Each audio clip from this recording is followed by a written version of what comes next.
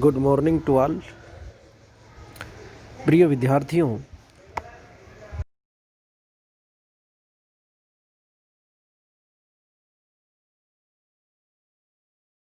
विश्वविद्यालय के बीए प्रथम विश्व इतिहास के एक अति महत्वपूर्ण अध्याय रिनेसा अर्थात पुनर्जागरण का अध्ययन करेंगे। विद्यार्थियों, पुनर्जागरण एक अति महत्वपूर्ण अध्याय है। इस अध्याय से संबंधित अति लघुतरात्मक, लघुतरात्मक और निश्चित रूप से निबंधात्मक प्रश्न आता रहा है।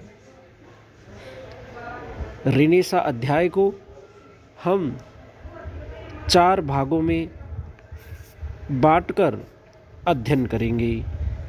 सर्वप्रथम हम रिनेसा का अर्थ तथा रिनेसा के कारणों का विस्तार से अध्ययन करेंगे। विद्यार्थियों, बौद्धिक पुनर्जागरण अर्थात रिनेसा का अर्थ होता है पुनर्जागरण। 14वीं शताब्दी से 16वीं शताब्दी तक यूरोप में जो सांस्कृतिक प्रगति हुई उसे यह नाम दिया जाता है। इसकी शुरुआत 14वीं शताब्दी में इटली में हुई थी तथा करीब 15वीं शताब्दी के अंत तक यह इटली में सीमित रहा।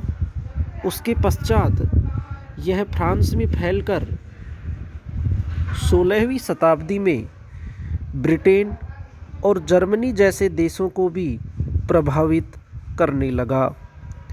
स्पेन और रूस में इसका प्रभाव क्षीण रहा और दक्षिणी पूर्वी यूरोप में तो प्राय इससे अछूता ही रहा।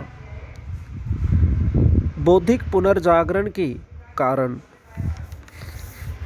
विद्यार्थियों, बौद्धिक पुनर्जागरण के अनेक कारण हैं। उनमें सर्वप्रथम व्यापारियों के नए आदर्श। रेनेसा का सबसे बड़ा कारण व्यापार का उदय था। इसके कारण शहरों का उदय हुआ और उनका महत्व बढ़ने लगा। व्यापारियों के पास धन होने के कारण वे कला, संस्कृति इत्यादि को आश्रय देने लगे। उदाहरण के लिए फ्लोरेंस, जो इटली में पुनर्जागरण का एक बहुत बड़ा केंद्र था, बड़े बड़े महाजनों और मालदारों का अड्डा बना हुआ था। वहाँ के स्ट्रोजी और मेडिकी नामक 2 बड़ी बैंक कंपनियों के प्रधान यूरोप में कलाकार और विद्वानों के सबसे अधिक उदार आश्रयदाता थे। पुनर्जागरण का दूसरा प्रमुख कारण है पूरब से संपर्क। विद्यार्थियों, जब पश्चिमी यूरोप अज्ञान की अवस्था में था तो पूरब में अरबवासी, भारतवासी तथा यूनान निवासी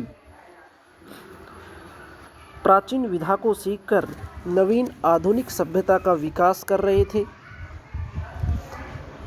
क्रूसेड अर्थात धर्मयुद्ध के समय पूरब और पश्चिम के बीच जबरदस्त संपर्क का मौका आया। इससे पश्चिम के लोगों की कूपमंडूकता दूर हुई और वे बाहरी देशों के ज्ञान विज्ञान के विषय में विचार करने लगे। अतः पूरब से संपर्क भी पुनर्जागरण का एक अति महत्वपूर्ण कारण रहा है। स्कोलास्टिसिज्म अर्थात पंडित पंथ। यूरोप के विद्वानों अरस्तु के दर्शन पर सबसे अधिक जोर दिया था। यद्यपि पेरिस, ऑक्सफोर्ड, इटली के बोलोना विश्वविद्यालयों की स्थापना हो चुकी थी। अरबी ज्ञान से प्रोत्साहित होकर यूरोप ने एक विचार पद्धति चलाई जिसे पंडित पंथ कहते हैं। इसके अनुसार चर्च के धार्मिक सिद्धांतों को क्रमबद्ध रूप दिया गया और यूनानी वैज्ञानिक विचार पद्धति का निर्माण करना शुरू हो गया। Roger Bacon. विद्यार्थियों, रोजर बेकन रिनेसा का एक ये कहें रिनेसा युग का एक अति महत्वपूर्ण विचारक हुआ है। 13वीं शताब्दी के प्रसिद्ध विचारक बेकन ने ऑक्सफोर्ड निवासी ने पंडित पंथ का विरोध किया, जिसकी अभी हमने चर्चा भी की है। वह अपने समय को अज्ञान का युग बतलाता था। यद्यपि अरस्तु के सम्मान वह इस बात पर बड़ा जोर देता था कि प्रयोग करो, किंतु वह उसका विरोध इसलिए करता था कि यूरोप के विद्वान अरस्तु के भद्दे लैटिन अनुवादों के मनन में ही व्यस्त रहते थे। वे अरस्तु से आगे नहीं देखते थे। उसने बिगड़कर एक बार कहा था कि यदि मेरा वश चले तो मैं अरस्तु के सारे ग्रंथों को आग में फेंक देता, क्योंकि इसके अध्ययन से एक तो समय नष्ट होता है, दूसरे मिथ्या विचारों के उत्पन्न होने के कारण अज्ञान बढ़ता है। निश्चित रूप से रोजर बेकन को प्रयोगात्मक शैली का जनक माना जाता है। रोजर बेकन ने स्कोलास्टिसिज्म को समाप्त किया तथा एक नई विचारधारा यूरोप में फैलाई। उस विचारधारा का नाम था प्रयोगवाद, और प्रयोगवाद में ही कहीं ना कहीं विश्लेषणात्मक तथा आलोचनात्मक पद्धतियाँ छुपी हुई थी। अतः रोजर बेकन को पुनर्जागरण का आरंभिक व्यक्तित्व कहा जाए तो इसमें कोई अतिशयोक्ति नहीं होगी। विद्यार्थियों, इस संक्षिप्त ऑडियो आलेख में हमने रिनेसा का समय व उसके महत्वपूर्ण कारणों का अध्ययन किया है।